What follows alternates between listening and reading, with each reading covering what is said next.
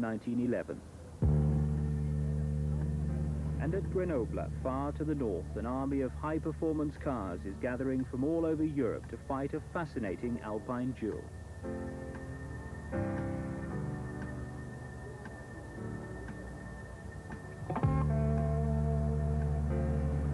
Today's Monte Carlo Rally is a high-technology affair, but as ever, the weather plays a fundamental part.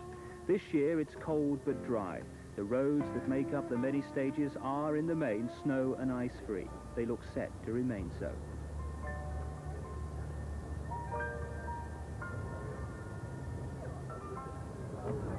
Before the start of last year of this rally, my tactic was the same like this year. Attack. And I have done it last year and I will do it this year. And after this race, I will see how it's working. But for the first one, anyway, you have to go flat out. It's this year much tougher than last year. Last year it was only between Audi and Opel. Now we have Lancia, which is really Supremo car, not Tarmac, and Renault. So I'm sure it's going to be a battle what we will remember for a long time. Last year's winner, Walter Röhrl, is as good as his word. The Lancia Rally may be new to him, but you wouldn't know. A bad start for Mikla. He's already been off the road and lost 2 minutes. Former world champion Ari Vatanen is now at the wheel of an Opel, identical to the car which won here last year. Lancia's Finnish star Markku Alén is at the centre of the Italian team's 3-car entry, while Michèle Mouton and her Audi Quattro are destined for another disastrous Monte Carlo rally. Toivonen's Opel has also fallen foul of the first icy patches and lost time. French star Jean-Claude André is competing for the first time in a Lancia rally. And Stig Blomqvist, last year's most successful Audi Quattro driver, is once again leading the pack. 1981 winner Jean Ragnotti, driving the Works Renault 5 Turbo, has lost 4 minutes off the road. But his countryman Guy Freckeland is the star of the Opel team. He's setting a storming pace as the cars head south through the mountains. Alén's initial stage times have been disappointing. Have you any idea where you're lying, Markku? 4 or 5, you know. I pay many, very, very bad for me in first stage. What went wrong there? I don't know, you know, I'm a little bit, you know, off in a roll all the time and it's feeling no good. But after it's going quite good. You start... Not very, very good.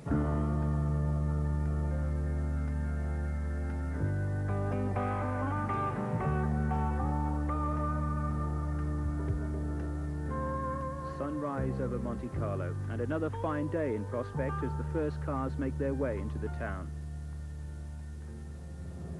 At the end of the first section, Sweden's Stig Blomqvist leads. Stig, what sort of a day have you had and night? It has been a long night. You must be very pleased that you're in the lead. Yes, of course, yes. And somewhat surprised because the conditions surely have suited the Lancias and the Opels. Yeah, because it was just a few meters of snow and ice. It hasn't been that condition that this car needs, but okay, now we can see it works even on the tarmac. Blomqvist's lead is a scant 10 seconds over a charging Guy Freckeland. I think for the next stage is good for the Opel. For I think maybe we are before Blomqvist after the first stage. The problem, I think, is Lancia. Maybe the Lancia is before us. Prophetic words from the Frenchman. His second place is under siege. The Italians are poised to take over. Their new car, named the Lancia Rally, is a supercharged, tubular-framed, lightweight racer, designed for just one purpose. In these dry conditions and on the twisting, cambered roads of the Alps, it's utterly without equal. A combination of an instant 300 horsepower and considerably less than a ton in weight give it shattering performance. The Quattro is totally outclassed, the rest of the field relegated to a fight among themselves.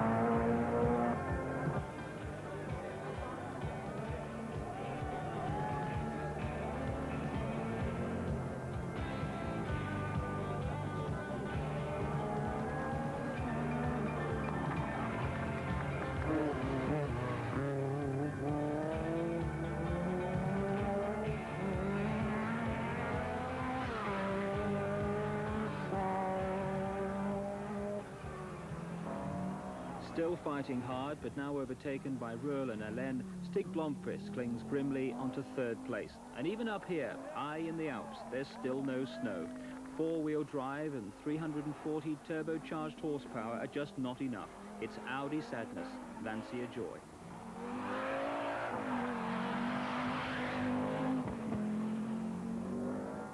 Guy Freckelin's splendid efforts in trying to keep his Opel in touch with the leaders is destined to end in an off-the-road excursion.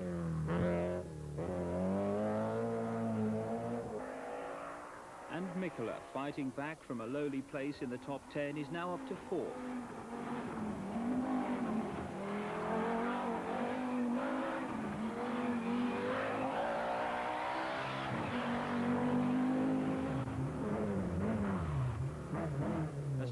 Momentarily locks up a front wheel, he's actually fighting a battle to be the first conventional saloon car finisher. In the process, he's forced his way into an excellent third place.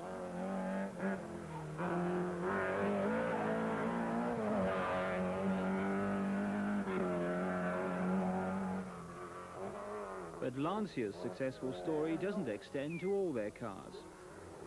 With a broken supercharger, Androuet is the team's only failure.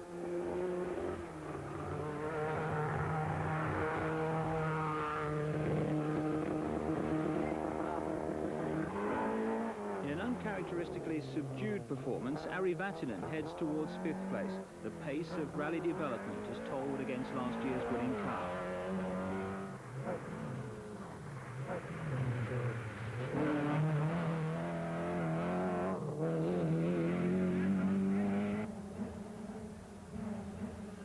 For a supremely relaxed Walter Röhrl, it's now a matter of care and concentration, a contrast to Toivonen's aggression.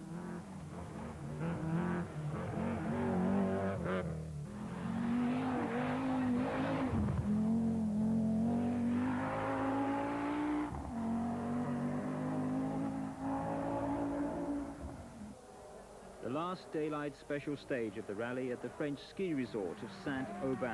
And for Lancia, it's already a 1-2 triumph.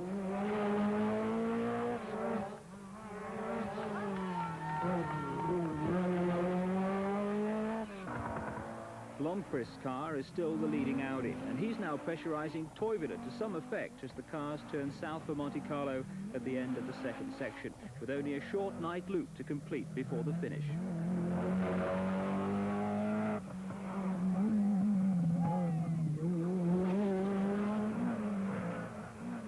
For Toivonen, there's a last-minute disappointment to tarnish a fine drive. You don't seem very happy. Well, I was lying in third place, and second last stage I went off and lost 8 minutes, so I can't be really happy to myself now. I didn't know that. Yeah. Oh dear, what in fact happened then? Well, there was one fast right corner which was full of gravel, and the car went sideways, and the left rear wheel went off from the road about 20 centimeters, and typical Toivonen luck, I had hit the stone. What is your lead now, Walter? I think 3.5 minutes before Marco and 9 minutes before the stick. So you must be very happy with such a comfortable lead. Right. I'm already calculating every stage I can be 1 minute slower than stick. And so to the famous Col du Turini. Most years it resembles an ice rink flanked by high snowbanks. This year there's just a patch of ice to trap the unwary.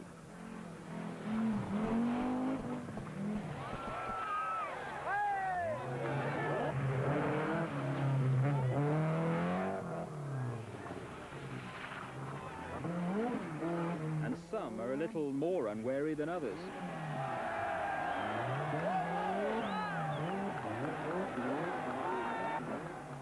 Yet more excitement for Toivonen.